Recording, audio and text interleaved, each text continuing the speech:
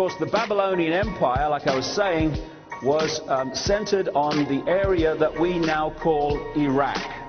Now, yes, oil was involved. Yes, many things were involved. One of the things that I've seen so often over the years and years of researching this is that there is very rarely, if ever, just one reason why something is done. And one of the reasons for the focus on Iraq is that historically it is like a sacred area to this Illuminati, because this in many ways is where it started out and expanded itself towards its goal of global control. So like I say, they moved out up into Europe and they became the royal families and aristocracy of Europe. And there came a point where the people were now beginning to rebel against in-your-face dictatorship, the rule by monarch. And so these bloodlines started moving out of overt control, in-your-face dictatorship through the monarchs, into the dark suit areas of control as they've become. Control of banking, control of politics, control of business, control of all these areas that dictate our lives today. And through the British Empire, particularly the British, on which it was said the sun never set, quite rightly, but also the French and others, but particularly the British, it went out all over the world. And then there came a point where apparently on the surface these former colonies were given independence. That was only, however, on the surface, because the center of the Illuminati is in Europe. Historically, that's where it has been. Europe, the Vatican, the City of London, etc. And what happened when colonialism came to an end is that there was a sleight of hand. There's two forms of dictatorship. There's one you can see, touch and taste, communism, fascism, apartheid. At least the people in that situation know that they're under control and they can see who's controlling them, at least on one level. Eventually, the human desire for freedom is going to rebel against that because they know what they're dealing with. The greatest form of control is the control you can't see. The prison without the bars. Because you'll sit there in prison under control thinking you are free for your whole life because you don't think there's anything you need to do about it. And what happened when this colonial situation ended is the bloodlines were left out in those countries. So was the secret society network through which the bloodlines manipulate themselves and place men and women into power. And they've gone on being controlled from Europe ever since. Not by Blair's government or the German government, no, pawns in the game. The center of the secret society network, which is based in Europe. And one of the great centers is London, or Babylondon as it's become known. The City of London, all around the area of St. Paul's where all the finance and stuff goes on. And also the area that's become more famous recently with Dan Brown's book, The Da Vinci Code, and stories about that, which is this area of London known as the Temple, which is where the legal profession is centered. Now, when I say the legal profession, I'm talking about a pyramid again. Not everyone who's a lawyer in this area is involved in any manipulation. We're talking about the core, that control from within that the vast majority of lawyers have no idea even exists.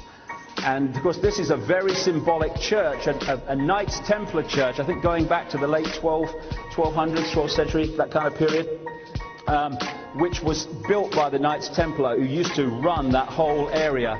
And when you do the research, they still do. Also, the Vatican became a great center during the Roman Empire, of course, and what followed. And of course, it was the Roman Church that became Christianity that was set up out of Rome, and it was set up by the same bloodlines that moved from Babylon to Rome. The Church of Rome is the Church of Babylon, and that's a big key symbolic of the way the building is even structured there. So these bloodlines, I'll get into as we go through the day why these people are obsessed with genetics. There are two levels to it, and the real level I'll get to towards the end of the day. But there's a real reason why they're obsessed with genetics and holding a certain DNA, which is really, really important to them. This is just a few. If you follow them, it takes a hell of a lot of research, and a lot of genealogists have done a lot of research, and there's a hell of a lot still more to do.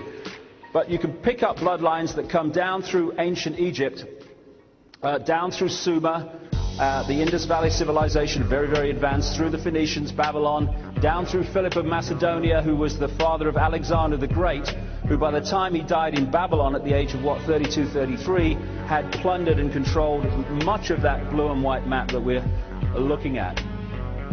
The bloodlines came down through Cleopatra and the Roman Empire, down through Constantine the Great, the Roman emperor, who at the Council of Nicaea in 325 AD created the Nicene Creed, which is the foundation belief of Christianity to this day. Came down through the Merovingians.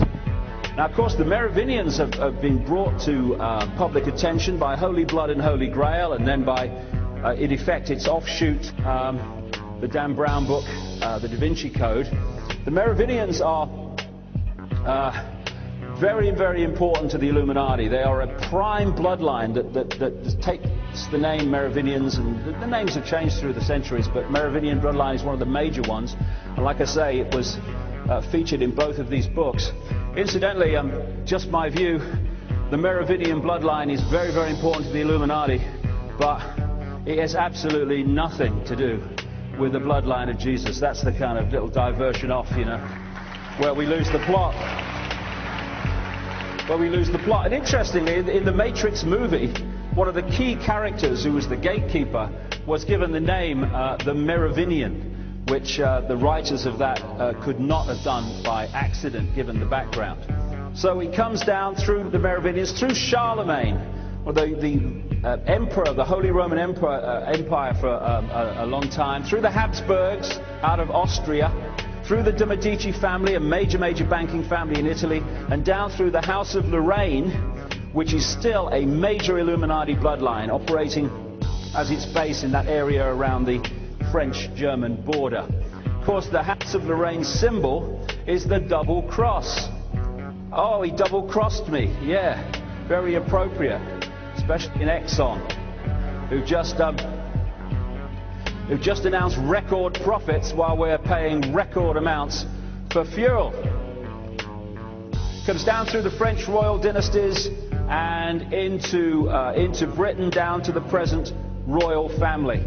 It comes into America, down through the presidents of America. I mean, you look at the genealogy of American presidents, it reads to a large extent like a royal bloodline in Europe, which is where many of them came from. So right down to the Bush family. And what is that but a dynasty? When you have your father having 3 terms as President of the United States, 2 officially given to Reagan, but that's just for public consumption. And then his son comes along, who has to have help tying his shoelaces, and becomes President of the United States. I mean, there's something we need to know here. Coming down to this man from a very, very long way back. This is an alternative genealogy. Like I say, I have great sympathy with it.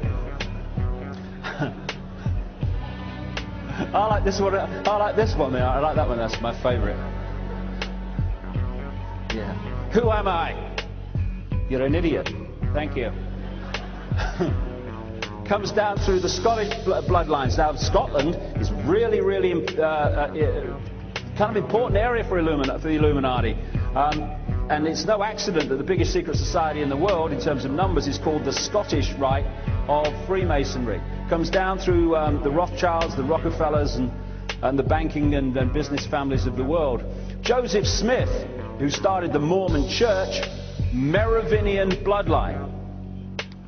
Down through Brigham Young, who took it on from him, Merovingian bloodline. One of the symbols going right back through history of the Merovingians is the bee or the beehive. They found Merovingian graves where there's symbolic bees and beehives in there, in the kind of architecture and stuff, because that was the symbol. This is the seal of Utah, which is a wholly owned subsidiary of the Mormon Church, which is a wholly owned subsidiary of the Illuminati, and no accident that the center of it is the beehive, the symbol of the Merovingian bloodline.